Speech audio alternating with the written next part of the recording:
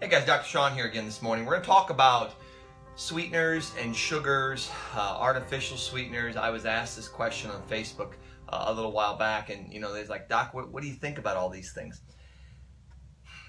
It's a little tricky because a lot of the sweeteners that we use today are chemically made. They're made in the lab, and anytime you make something in the lab, you're not really dealing with nutrition. All right, it's no longer food. If it doesn't grow on its own, if you can't pick it, grow it, catch it, it's not really real food. So now you're getting into chemicals.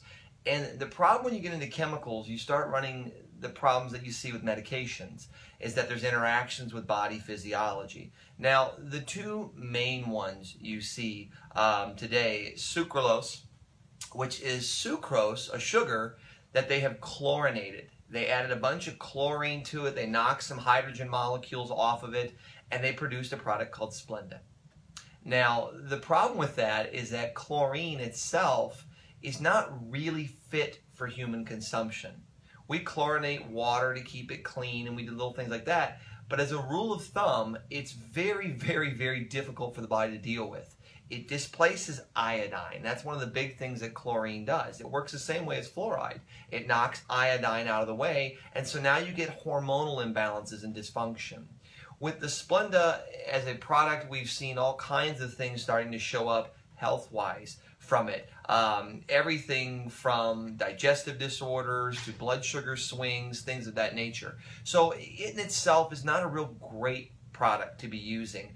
And you got to understand, the artificial sweeteners, when they were created, they were made to help people who were diabetic.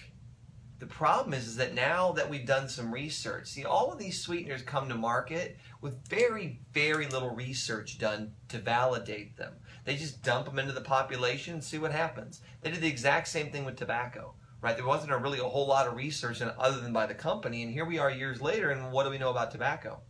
Look at all the trouble we get when we burn that, or we chew it, or we do things of that nature. They let the population learn, hey, this is what goes wrong. Don't do it in a study. Well, the same thing holds true with these sweeteners. So when you're looking at them, you're saying, okay, well, they're supposed to help with my diabetes. They're supposed to help me not fix diabetes, just allow me to have something sweet. The problem that we run into is that when we do this, when you put something sweet in there that's 0 calorie, and that's the big knock, right? It's 0 calorie. I can eat all I want. That's not the case. Because when it gets into the body, it breaks down differently. We have different yeasts, bacteria, fungus inside us. They can eat this stuff. They can metabolize it. They can break it down. And they start producing a stool and a waste product that your body's now being challenged with. And what we've learned is that people who consume diet drinks, for example, on average gain about 10 pounds more per year than people who do the regular drinks, soft drinks, things of that nature. So you look at that and think, well, how's that possible? Because it fools the body. It says, oh, here comes something sweet. And it gets in there and your brain's like, oh, that's going to be fuel. This is going to be good. But we can't digest it. We lack the enzymes to break it down. So what ends up happening is that it fools the body. Now the body sees it as a pollutant and has to get rid of it through your liver. So it makes the liver work a little harder. But when you make the liver work harder, what happens? The body says, get more fuel in here so I can work harder. So you eat more. And it wants more sweetness. It says that wasn't enough. There wasn't enough calories. Go get me more. So it makes you crave. And that's why you see a lot of the diet foods, the diet colas, the diet things with the artificial sweeteners, the diabetics end up gaining weight, which is the exact opposite of what they want to do. Now we come to the next one. And there's several of these, but these are the two biggies. The next one is aspartame. Aspartame it's amazing how they were able to get it through. And I'm impressed with creativity. I'm impressed with how companies can do things. But aspartame has been linked to every neurologic condition you can think of. Parkinson's, MS, seizures, epilepsy, brain tumors. The United States Air Force won't allow their pilots to consume anything with it in it because of their concern over those things. So you know that, if I've got a neurologic condition, if I've got anything wrong with me, and I'm drinking 3 and 4 diet colas or diet this, or drinking, some kind of Crystal Light or something like that, if I'm drinking that stuff down every day, and it's got that fake sweetener in there, run. As fast as you can, run. The original study was done by a company out of Chicago, Illinois. It was J.D. Searle was the company that did it. I think they tested 7 monkeys. I think several of the monkeys, I'm positive, died during the test. And a bunch of them had seizures, massive all-out seizures. So you look at that and think, all right, if the 7 monkeys you test, none of them did well. And they were dosing them with milk, as far as I know, to slow down the absorption of it. And they still had problems. It failed. They wouldn't pass it. It wasn't safe. So they hired a gentleman to come in and politicize.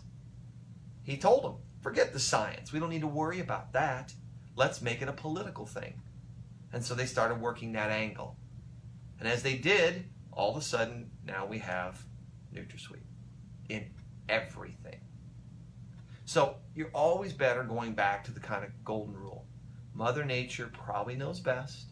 Try to stay with things that are fairly real, that you can pick or grow. You'll do better there. True sugar, sugar cane, it's not that bad for you in moderate amounts. Now when you process that sugar down into that white stuff we see on the table, it gets a little bit worse for you. But guys, these fake sweeteners are 300 to 500 times sweeter than table sugar. 300 to 500 times. So the next time you're grabbing that yellow, that pink, that blue packet on a coffee table somewhere, just think, wow, 300 to 500 times sweeter. How many are you putting in your coffee? How many are you adding to your tea? And start thinking of all the neurologic problems that they cause. It's just not worth it. Dr. Sean?